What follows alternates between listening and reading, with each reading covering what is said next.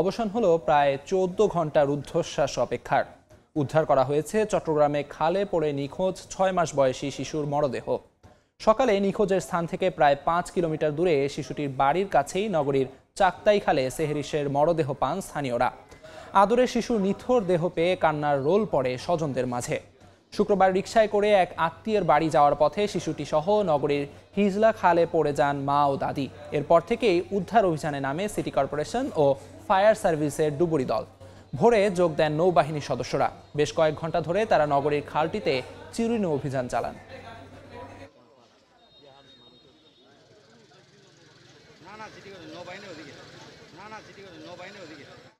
কারণ ওদের সবারই মন মানসিকতার অবস্থা খুবই খারাপ, আমাদের নিজেদেরও খারাপ। অরক্ষিত ছিল, যার কারণে রিক্সা হলো রাস্তা এবং খাল তফাৎ করতে পারে নাই, খালে পড়ে গেছে। পানি আর রাস্তা যখন সমান হয়ে গেছে তাহলে তো দুর্ঘটনা যে কোনো মুহূর্তে হবে। এ নিয়ে বিস্তারিত জানাতে চট্টগ্রাম থেকে সরাসরি যুক্ত হচ্ছেন সহকর্মী শফিকুল আলম।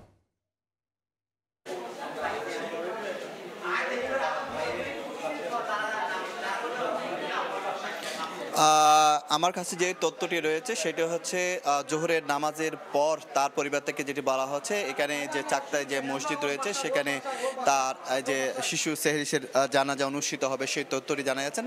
তবে আমরা এই মুহূর্তে শিশু সেহরিসের যে বাড়ি রয়েছে চাক্তায়, সেখানে আমি অবস্থান করছি। সেখানে ভেতরে কিন্তু মরদেহটি রাখা হয়েছে এবং পরিবারের সদস্যরাও কিন্তু তারা ভেতরে আছেন। আসলে ভেতরে মিডিয়া কর্মীদের সেখানে প্রবেশের বিধিবিধান রয়েছে।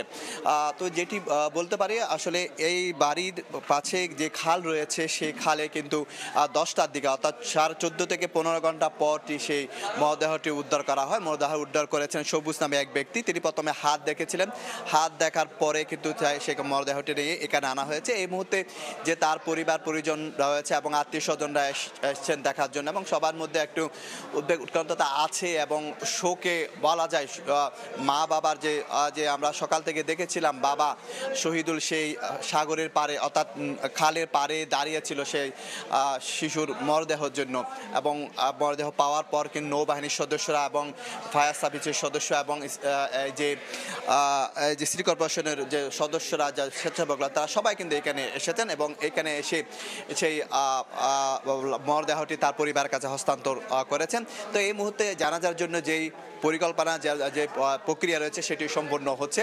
পরবর্তীতে কিছুক্ষণ পর অর্থাৎ প্রায় আরও 1 থেকে 1.5 ঘন্টা পর কিন্তু জোহর নামাজের পর তার জানাজা হবে আমরা জানতে পেরেছি।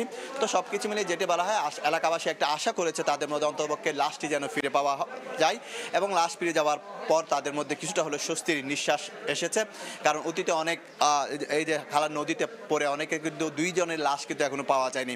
সেজন্য লাশটি পাওয়া যাওয়ার পর মানুষের মধ্যে কিছুটা হলে স্বস্তিটা এসেছে। তো এ ছিল আমার কাছে সর্বশেষ তথ্য। চট্টগ্রাম থেকে শিশু সেহরিসের বাড়ির সবশেষ জানাচ্ছিলেন সহকর্মী শফিকুল আলম।